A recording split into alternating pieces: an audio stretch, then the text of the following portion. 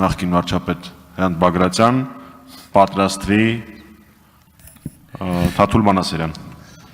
Բարև ձեզ։ Այս առիթը երևի ճիշտ է, որպեսզի ես օգտագործեմ, ասեմ մի քանի միտք, որոնցից մի քանի մասին ընդհանրապես խոսք չեղավ։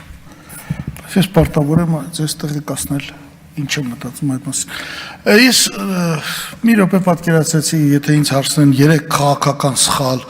կամ հանցագործություն Նիկոլի կողմից եւ 3 տնտեսական սխալ, ինչ ես կասեի։ Հիմա ես դա ձեզ ասեմ։ Իհարկե առաջինը քաղաքական սխալներից դա Արցախի կորուստն է, գնալ հայտարարել սա մերն է եւ վերջ, հրաժարվել, այստեղ արդեն ասվեց Մինսկի խմբի առաջարկներից եւ հետո իմիտացիա անել, պատերազմի տեսեք իմիտացիա անել։ Նախորդ իմացել են, որ թող մի 4-5 հազար էլ զոհվեն, որ հայ ժողովուրդը մտածի, որ իրականում պատերազմ են կարել ու պարտվել ենք։ Մենք պատերազմ չենք արել, մենք զորակոչ չենք ունեցել, մենք չենք մոբիլիզացրել բանակը, մենք չենք աշխատացրել գործարանները, որոնք կարող էին զինամթերք արտադրել եւ այլ։ Սրանք կոնկրետ հանցագործություններ են։ Երկրորդը, որ ես կուզենայի ասել, դա սահմանազատում, սահմանագծումն է։ Երկար բարակ աշխատել ենք։ Պարզվում է, որ Հայաստանի վերջին սահմանը Ադրբեջանի հետ ստորագրվել է 1988-ի հունվարի 12-ին 5-ական մարտ երկու կողմից ստորագրել են այդ թվում նախարարների խորհրդի տեղակալների մակարդակով։ Ադրբեջանը միակ հարևանն է, որի հետ մենք ամբողջովին սահմանագծված ենք, ոչ միայն սահմանազատված, այլ սահմանագծված։ Սահմանագծված է 975 կիլոմետր սահմանից 969։ Մենք այստեղ քանի որ աղմուկ բարձրացրեցինք, բարեբախտաբար այդ 5 ստորագրողներից մեկը դեռ ողջ է, մնացածը մեծ են բանի բնական պատճառներով մահացել է եւ այլ։ Այստեղ ազգային ժողովում Նիկոլ Փաշինյանը եւ Մհեր Գրիգորյանը, այդ պացեվիստը, չես հասկանում ինչի համար աշխատում, պիտի ասվի այս մարդկանց անունները, հայտարարեցին, որ դա չի հաստատվել, դա հաստատվելու կարիք չունի։ Բա որ դու ասում ես, ընկեր ջան, որ մենք ուրեմն նախքին Ալմաթայի հռչակագրով ենք անում, նախքին ԽՍՀՄ սահմաններով, բա վերջի թուղթը սահմանը եղել է 88-ին, եկել է, չի ամաչում, այստեղ կանգնում ասում է 76 թվի քարտեզով ենք անում, որովհետև Ադրբեջանը պահանջում է, Ադրբեջանն էլ ասում է, որ ինքը խորհրդային Ադրբեջանի իրավ հաջորդը չի, այլ ադրբեջանական մուսաֆաթիստական Ադրբեջանի հաջորդն է։ Բայց դե քո չես Ալմաթայի անուն տալիս։ Կամ, եթե դու Հայաստանի սահմանը չգիտես, դու ինչ գիտես Հայաստանի 29743 կիլոմետրը, դեռ պիտի սահմանազատես։ Ես ես սուտ, ասենց լկտիություն չեմ կարող պատկերացնել։ Բայց ավելին, այս սուտ ես ակնհայտ բանը, տրամաբանական բանը, որ ես ասում եմ, բայց մի հատ ես աղմուկ չբարձանա ամբողջ հանրապետությունով մեկ, ես ինչ ես անում։ Ես ու նրանք տրամադրության տակ կակ ավելի պակաս քան 29000 քառակուսի կիլոմետր է։ Մենակ Գորիս Խապան հատվածում 400 քառակուսի կիլոմետր ընկզիչ է, որը լրիվ մերն է։ Մենք չէինք կարող Գորիս Կապան ճանապարհը կառուցել Ադրբեջանի տարածքում, այդպես բան չկա։ Ճանապարհը կառուցվել է հայկական ԽՍՀՄ նախարարների խորհրդի որոշմամբ։ Հայկական ԽՍՀՄ նախարարների խորհուրդը այլ պետության տարածքում կամ այլ հանրապետության տարածքում անելիք չուներ։ Եկավ ասեց «Էյ վազլի չայզամլի», խոթարկներ են։ Գողերը տվեց դուրս եկավ այդ ճանապարհի։ Ավելին, մենք նույնիսկ հաշվել ենք ինչքան պետք է լինի Հայաստանի Հանրապետության տարածքը 1988-ի հունվարի 12-ին այն պետք է լինի 30157 քառակուսի կիլոմետր։ Այսօր 29000 էլ չկա։ Եվ այս տալը շարունակվում է երրորդը,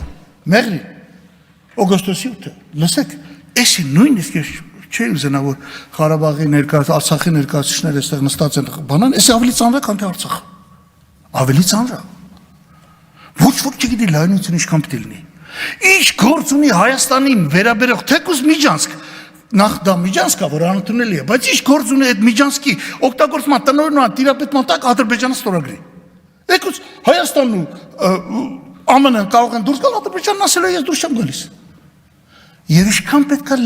լինի կիլոմետրով լայնությունը, ես հո գիտեմ իբրև նախկին վարչապետ, որ Մեղրիից հետո դեպի արևելք Ադրբեջան, այնտեղ հազիվ մի 10 մետր գետի ափով, որ գցել են երկարգից, դա չի հերիկելու։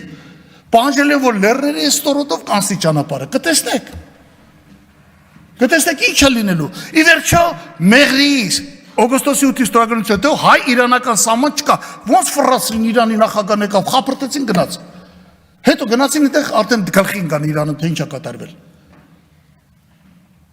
Ոնց է պատասխան տալու ԵԱՏՄ-ից դուրս ես գալի, այսօր հիմա հերթական սուտը պիտի ասի Մոսկվայում հանդիպելով Պուտինին, թե նա չէ որ կարծնի կասի, այս ԵԱՏՄ-ից դուրս է գալիս, ԵԱՏՄ տարածք առանց մաքսազերծման ապրանք է մտնում։ Բտղա ջան, բա եթե այս բանը ստորագրում էիր, մեր հետ նոյեմբերի 9-ին ստորագրել էիր, ընդեղ էլ միջանց չէր, անխոչնդոտ ճանապարհ, բա նախի չէիր անում։ Այս աղետը հələ գալու է, շատ ահավոտ աղետ է։ Սրանք Երևանը գազա են դարձնելու։ Կտեսնեք։ Նույնիսկ չէ, այ վտանգը սա է, այդ մեղրիով տոգորվում է, այդտեղ ընդհանրապես կործանվում է հայությունը։ Հայ անունը, դա հենց այնպես միջանցք չի։ Այն որ գալիս ասում է, մեջը գրած է ինքնիշխանություն։ Երկրորդ օրն է գալիս ասում է, բայց մաքսատու չի լինելու, սահմանապատ չի լինելու։ Գնացեք, այսօր փորձեք մի հատ տուն գնել կամ մի կտոր հող վերցել այդ հատվածում կառուցել։ Կտեսնեք, որ կստանաք 3 մատի կոմբինացիա։ Եվ 3 տնտեսական հարցեր։ Ուրեմն հա քիչ մնաց։ Լավ, այս մարդու բյուջեն այս տարի 3 տրիլիոն 400 միլիարդ ծախսելով։ 2017-ի բյուջեն ծախսը եղել է 1 տրիլիոն 530։ Կարծես թե 1 տրիլիոն 900 միլիարդի տարբերություն կա, ճիշտ է, ճիշտ է։ Բայց այս տարվա բյուջեում 1 տրիլիոն 20 միլիարդը ծախսվելու է արտաքին պարտքի տոկոսների սպասարկելու եւ մարելու համար։ Ուրեմն այդ 3-4-ից հանեք 1 տրիլիոնը, չի կարենք տնօրինի։ Ընդեղից էլ հանում ենք ընդամենը 100 միլիարդ։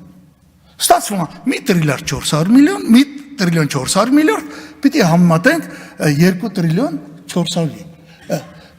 Հիմա գնաճը այս ընթացքում եղել է 33%։ Այսինքն այսօրվա բյուջեն էլ նույնն է, մարդը որտեղ գինը աճում է, աշխատավարձը համապատասխան չի աճում, ծախսելու հնարավորությունը փոքրանում է։ 900 միլիարդ է ստից անում։ Ուրեմն աշխատելով 7.5 տարի բյուջեն ունենք նույնը, ինչ որ 2017 թվին։ Երկրորդ հարցը, աղքատության հարցը։ Այս բյուջեն ընդհանրապես իրանց մոտ հարկաբեր չի, որովհետև բյուջեի մեջ տեսակարգի ծառայությունների, ֆինանսների եւ շինարարության աճումը, որտեղ հարկը 3 անգամ քիչ քանացենք արդյունաբերությունը, որովհետև այդ ճյուղերում ավելացված արժեքի տոկոսը քիչ է, ավելացված արժեք չկա։ Հա գնա արա։ Ես կարամ չէ բյուջեն ավելացնեմ, այսօր կամ 3.6-ը, դարձնեմ 5.6 մի անգամից, ասեմ 2 տրիլիոն պարտք եկալեք, բայց պիտի հիշեմ, որ այդ 2 տրիլիոնը մի օր գալու է, որ պիտի վերադարձնենք։ Այս ֆոկուսներով եւ չհանդիպելով որակյալ քննադատության շարունակում է պետության գործը։ Աղքատությունը 25%-ից դառնա 23.8% տարում։ Իսկ ծայրահեղ աղքատությունը 1.8%-ից դառնա 2.1%։ Ծայրահեղ աղքատությունն այն աղքատությունն է, որտեղ $1 օրը չի հասնում ընտանիքի մարդուն։ Այսինքն հացի փող համարյա թե չունի։ Մենակ հաց կար առնի ուտի։ Էլ չեմ խոսում կոմունալ վճար, գույքահար եւ այլ։ Սա էլ նկատի ունեցեք։ Եվ եկամուտները։ Եթե նայում ենք գների աճը հանում ենք եկամուտներից, ուրեմն ստացվում է հետևյալ պատկերը։ Ես մի րոպե էլ չտևի, հա, եկամուտները, ուրեմն միջին կենսաթոշակը 40,000 դրամից դառնա 48,000 դրամ, գներ աճել են 33%, մենք ստանում ենք -6% կենսաթոշակառու մոտ։ Ներառյալ նրանով, որ որոշ գումարներ հիմա հետ են տալիս, որ ծախսում ես։ 6%։ Գյուղում եկամուտները պակասել են 7.5 տարում 22%։ Գյուղում էլ ապրում է 500,000 մարդ։ 400,000, այսինքն 1 միլիոնի մոտ եկամուտները պակասել են։ Նու այն 3 միլիոնից 1 միլիոնը, հիմա արդեն 3 միլիոն ենք շնորհիվ Շաքերտավոր ասած Ղարաբաղից եկած ներգաղթի, եւ այն երրորդ բանը, որոնք աշխատում են պետական սեկտորում, բիզնեսում, այո, այստեղ մենք ստանում ենք եկամուտները, որ ավել են աճել 8 տարում 7%-ով քան թե գները։ Այս ընդամենը։ Բայց այդ եկամուտներն էլ սենց այս հիվանդանոցի միջին ջերմաստիճանն է։ Ամեն տարի 50 միլիարդ պաշտոնյաները պրեմիա են ստանում։ Եվ այդ պաշտոնյաների 90%-ը Փաշինյանի կուսակցությունից են, այն 10%-ը էլ կարողանում է կողքից Արամ Զավինի Սարգսյանը խլել, հա, հասկանում ես, ոչ մի բանի չի հասել, բայց ինքը ամենտեղ խցկվում է, իր մարդկանց դնում են։ Բայց այդ պաշտոնյայի, այդ հիվանդանոցի միջին ջերմաստիճանի տրամաբանությամբ այդ փողը կարանք մենք միջինի վրա հաշվենք, ինչ կապ ունի մարդը։ Այդ դեպքում ստացվում -1%։ Սա է, սան բացարձակ թվեր են, ես հավատացնում եմ, ոչ միտեղ ես անդադ ասում եմ, սա ոչ միտեղ էլ չէր համարձակվում հակաճառել կամ ասել բեկեք ընդդիմախոսենք եւ այլն, այս բան գույություն չունի, չի կարող լինել։ Ես հավատացնում եմ եւ ես կուզենայի, որ դուք այստեղ նստածներդ եւ սկսած պարոն նախագահողից տոգորվեք այս տնտեսական, քաղաքական այս մի քանի փաստերով, որոնք շատ կարևոր են նրա դեմքին դա նետելու համար, ես ինչ ասանում։ Իսկ ընդհանուր առմամբ ես impeachment-ին կողմնակից եմ, ես չեմ կարծում, որ մենք գործ ունենք Դավաճանին։ Դավաճանն է, որ մեր հետ էր, հետո մեր դեմ է գործում։ Ինքը ի սկզբանե դե ցաղել, նրանց հետ պայմանավորված։ Այստեղ նույնիսկ Դավաճանի հետ գործ չունենք։ Հասկանում եք, մենք բարձրապես գործ ունենք մեր հակառակորդի հետ եւ շատ ծանր է պատկերացնել ինչ ենք անելու, եթե հայրենի իշխանությունը այդպիսի նշանակություն